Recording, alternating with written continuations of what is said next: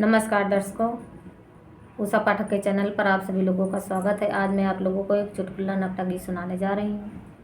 अच्छा लगे तो लाइक करना, कमेंट में बताना कैसा लगा। हमारा चैनल ज़रूर सब्सक्राइब करना। सखी नहीं हरे मरोज मोटर कार बोलई ससुरे सियार बोलई ना। सखी नहीं हरे मरोज मोटर कार बोलई ससुरे सियार बोलई ना। हमसे खाना भी बनवावे, हमसे रोटी भी बेलवावे, हमसे खाना भी बनवावे, हमसे रोटी भी बेलवावे। सखी ना बनई तो बेलनन के मार करें, क्या कदर हमारी करें ना।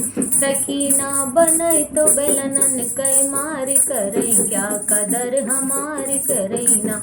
सखी नहीं हरे मरोज मोटर कार बोलई ससुरे सियार बोलई ना। हमसे कपड़ा धोआवे, हमसे पानी भी भरावे, हमसे कपड़ा धोआवे, हमसे पानी भी भरावे। सखी ना बनई तो मोंगरिन से मारी करें, क्या कदर हमारी करें ना। सखी ना बनई तो मोंगरिन से मार करें, क्या कदर हमारी करें ना। सखी नहीं हरे मरोज मोटर कार बोलई ससुरे सियार बोलई ना।